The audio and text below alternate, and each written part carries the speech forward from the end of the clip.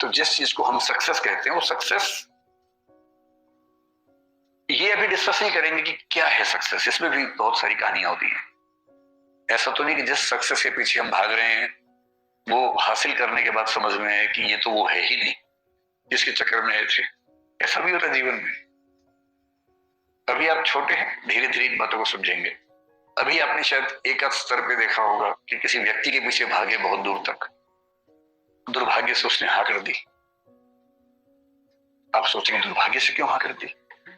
हाँ तो सौभाग्य से होती है, कई बार दुर्भाग्य से होती है।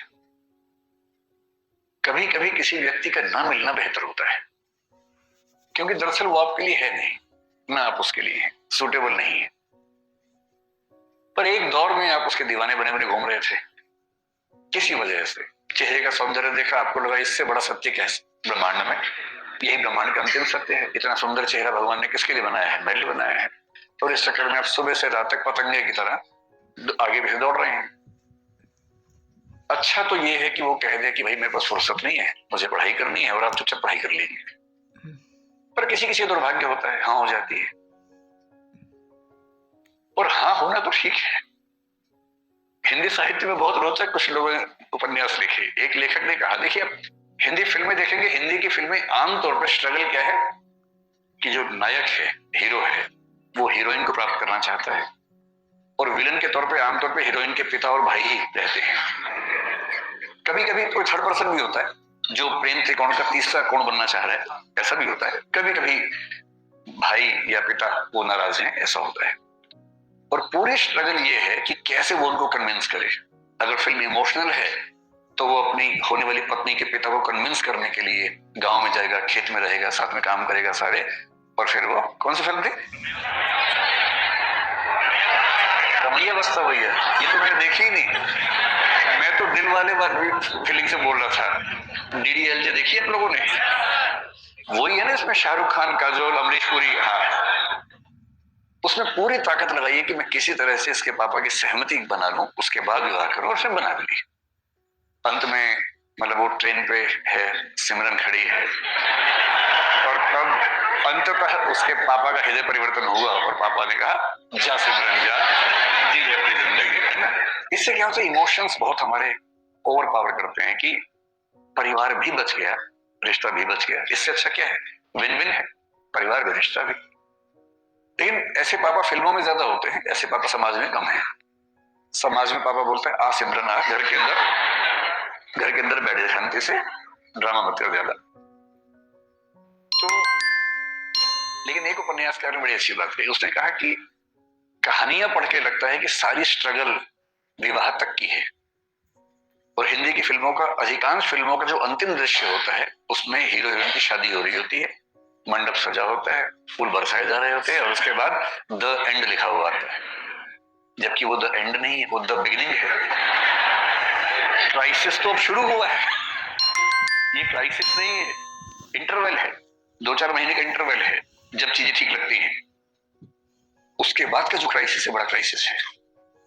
किसी एक व्यक्ति के साथ 24 घंटे रहना, उसकी बहुत सारी आदतें हैं जो आपको नहीं अच्छी लगती हैं, आपकी बहुत सारी हरकतें, आदतें जो उसे नहीं अच्छी लगती हैं, एडजस्ट करना। कभी कभी मन विद्रोह करता है, झगड़ा करता है, मन करता है कि इसके साथ रहने के लिए मैंने इतनी स्ट्रगल की, अपने घर से झगड़ा किया।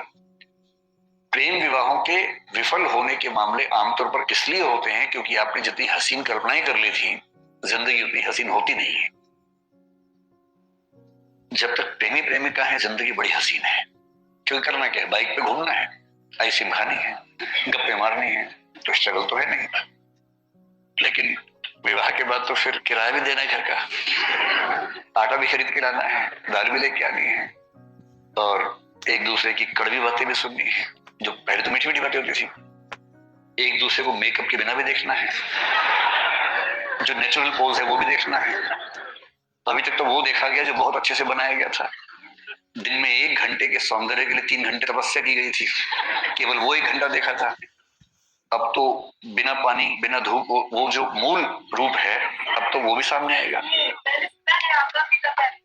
मेरी भी लव मैरिज है। मतलब जब कोई व्यक्ति कहे तो कुछ हिस्सा तो अपने अनुभव से आता ही होगा उसका। सोचा है। और मैं कभी ये नहीं कहता कि मैं बहुत अजूबा हूं, जैसे आप है वैसे मैं हूं, आपसे थोड़ा सा बड़ा हूं, इसलिए अनुभव थोड़े से पहले होगा, इतना ही अंतर है ना, तो सबके साथ ही होना। लेकिन असली स्ट्रगल यहां तक की थोड़ा ना हो, तो उसके बाद की, जैसे आईएएस बनने तक की स्ट्रगल एक है, आईएएस बनने के बाद की स्ट्रगल दूसरी हो जाती है, पर स्ट्रगल तो जिंदगी में रहती है, हमेशा रहती है। हरिवंश बच्चन ने बड़ी अच्छी बात कही कि संघर्ष है तो जीवन है, बिना संघर्ष के थोड़ा जीवन होता है, जीवन में संघर्ष थोड़ा बहुत रहता ही है। ठीक वैसे ही जो आपसे कहना चाह रहा था कि अगर दुर्भाग्य से किसी ने हाँ बोल दिया तो इस बात का बहुत खतरा है कि एक तो आप पढ़ाई से दूर भाग जाएंगे, डिस्ट्रैक्शंस बहुत हो जाएंगे, उससे बड़ा खतरा है कि 3-4 महीने 6 महीने बाद आपको उस व्यक्ति से भी दिक्कत होनी शुरू हो जाएगी और फिर आपको जीवन का सत्य दिखेगा, मुश्किल दिखेगी। इसका मतलब ये नहीं है कि जीवन सुंदर नहीं है, जीवन बहुत सुंदर है, बस सही समय पर सही चीजें हो, सही तरीके से हो तो सौंदर्य बढ़ जाता है। तो सफलता क्या है उस पर हम आज बात नहीं करेंगे, क्योंकि सफलता एक दौर में हमें जो लगती है, एक दौर के बाद कभी कभी लगता है कि वो सफलता नहीं है। मैं ऐसे बहुत आईएएस अफसर को जानता हूं जिन्होंने पूरी ताकत से आईएएस या आईपीएस या कोई सर्विस में सिलेक्शन लिया, काम कर रहे हैं 10 साल 20 साल 22 साल से काम कर रहे हैं, और जब उनसे गुफ्तगू होती है बहुत अच्छे से, तो उनमें से कुछ लोग जब इमोशनल लेवल पे बात करते हैं तो कहते हैं कि गलत फैसला हो गया, मेरा मूल व्यक्तित्व इस चीज के लिए था नहीं, पर मैं इस चीज में आ गया। और ये सबके साथ किसी ना किसी मात्रा में होता है, इन चीजों का तनाव नहीं लेना है। आज हम ये समझेंगे कि सफलता का मतलब, अगर हम मानने आपको आईएएस बनना है, जैसे आपका फिलहाल यही उद्देश्य है, यही सपना है, तो उसके लिए कौन सी चीजें आपके अंदर होनी चाहिए, अगर है तो बढ़िया है, नहीं तो उस पर थोड़ा थोड़ा काम करना शुरू कर देंगे अभी से, है ना। तो हम आईएएस को भी दिमाग में रख के बात करेंगे, लेकिन सिर्फ आईएएस की बात नहीं करेंगे, और भी चीजें दुनिया में हैं उनको भी ध्यान रख के बात करेंगे। एक क्षमता होती है जिसको बोलते हैं आईक्यू। सुना आपने क्या होता है? ये आईक्यू नहीं है, आईक्यू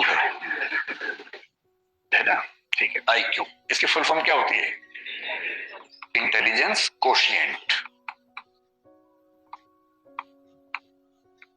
कोशिएंट क्या होता है? कोशिएंट का मोटा मोटा मतलब समझ लीजिए कि किसी चीज की वैल्यू कितनी है, किसी रेफरेंस में किसी चीज की वैल्यू, किसी चीज की मात्रा, क्वांटिटी कितनी है, उसको बोलते हैं कोशिएंट, ठीक है।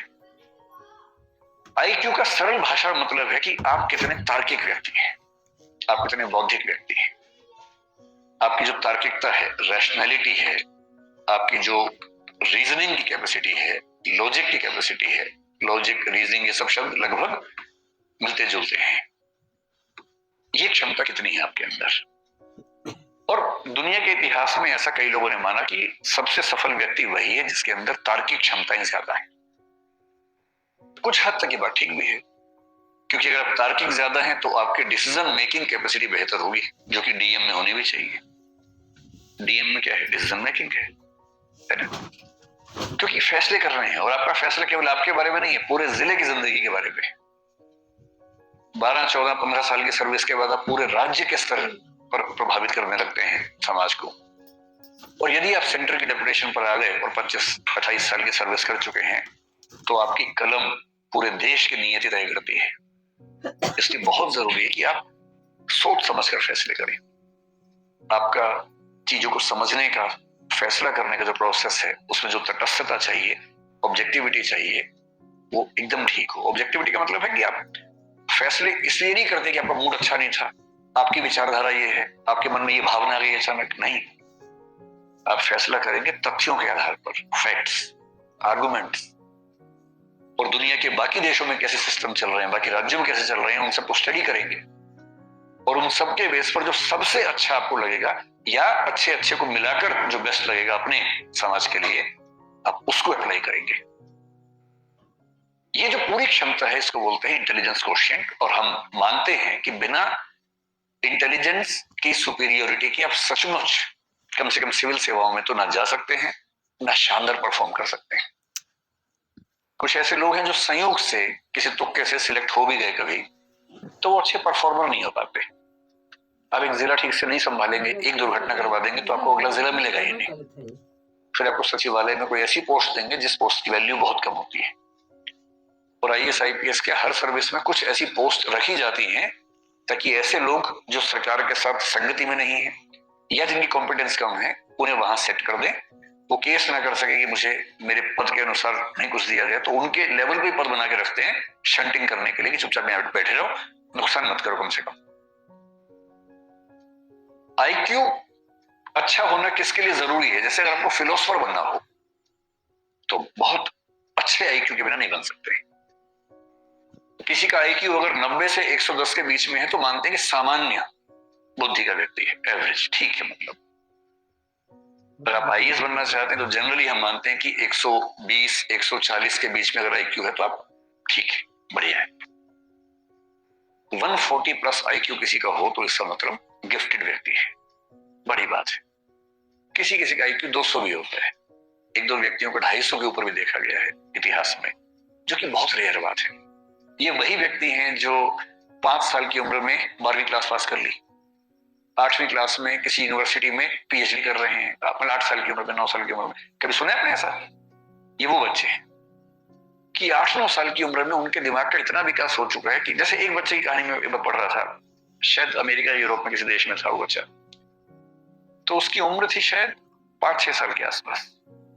तो अपनी उम्र के हिसाब से जो क्लास होती है पहली दूसरी क्लास में बैठा हुआ था, सब बच्चे पढ़ रहे हैं, मैडम के साथ गाना गा रहे हैं एकदम, मैडम कह रहे टी से टोमेटो, सब बोले टोमेटो, ये सो रहा है आराम से।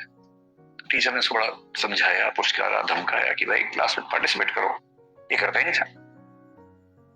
हालत ये हो गई कि स्कूल ने कहा कि भाई ये चल नहीं पाएगा। ये तो एडिसन के साथ भी ऐसा ही हुआ था। और बाद में जब टेस्ट किया उस बच्चे का आईक्यू निकला 200 के आसपास, और तब पता लगा कि उस बच्चे का मेंटल लेवल 10वीं क्लास का हो चुका था, बिठाया था पहली क्लास में। अब अगर टी टोमेटो, उसका दिमाग जोमेटो भी सीख चुका है। जैसे उसको 10वीं क्लास में भेजा, मतलब वो 1 साल का क्लास जो है वो 1 महीने में आराम से कर लेता था। 8-10 साल की उम्र में यूनिवर्सिटी में चला गया, 12-15 में प्रोफेसर बन गया। अब है ऐसा आईक्यू तो क्या करे, किसी किसी का होता है। और आईक्यू में दिक्कत यह कि आईक्यू हमारे चाहने से नहीं बढ़ेगा। आईक्यू में बड़ी मात्रा इस बात की है कि आपको जेनेटिकली, बायोलॉजिकली कितना आईक्यू मिला। हाँ, एक रेंज के अंदर थोड़ा बहुत हम कोशिश से बढ़ा सकते हैं, लेकिन अभूतपूर्व परिवर्तन उसमें करना चाहें, आमूलचूल बदलाव करना चाहें तो नहीं कर सकते। तो अगर आपको मैथमेटिशियन बनना हो, जैसे रामानुजम का नाम आपने सुना होगा, है ना, तो रामानुजम होने की शर्त है कि आपका आईक्यू बहुत ही खतरनाक स्तर पे होना चाहिए। बड़ा साइंटिस्ट बनना हो एपीजे अब्दुल कलाम जैसा, तो आपका आईक्यू बहुत खतरनाक होना चाहिए। या न्यूटन या आइंस्टीन बनना हो तो आईक्यू चाहिए बहुत ही खतरनाक। फिलोसोफर बनना हो बहुत खतरनाक, जैसे हम भारत में शंकराचार्य का जिक्र करते हैं, 32 साल की उम्र में उनकी मृत्यु हो गई, जितने में अटेम्प्ट खत्म नहीं होते लोगों के। और ऐसी फिलोसफी देके गए हैं कि मतलब 1500 साल होने वाले हैं, कोई हिला नहीं पा रहा अब तक। 32 साल की उम्र में जिस व्यक्ति की मृत्यु हो गई, आईक्यू कितना रहा होगा? उस समय आईक्यू टेस्ट नहीं होते थे, सीधी सी बात है। होता तो मेरा ख्याल है कि 200-250 का मामला रहा होगा उनका। जब आईक्यू बहुत तेज होता है ना, आप इतना तार्किक सोचते हैं, इतना दूर का सोचते हैं, इतना तेज सोचते हैं कि फिर आपके साथ काम करने में सबको मजा आता है। और पीएम क्यों नहीं चाहेगा कि उनके पास ऐसा एक चीफ सेक्रेटरी हो या ऐसा कैबिनेट सेक्रेटरी हो जिसका आईक्यू बहुत शार्प हो, बात कहने से पहले समझ जाता हो, बात पूरी होते होते सॉल्यूशन सामने लाके दे देता हो कि ये सॉल्यूशन है इस चीज का। पीएम कह रहे हैं कि मैं 4 फैक्टर सोच पा रहा हूं, क्या नहीं सर 18 फैक्टर्स हैं, ये 18 फैक्टर्स हैं, इनके बीच में ये मैट्रिक्स है, ये सॉल्यूशन बेस्ट है। और पीएम गदगद है कि वाह यार क्या आदमी। तो एक चीज सफलता में आईक्यू है। तो एक पक्ष तो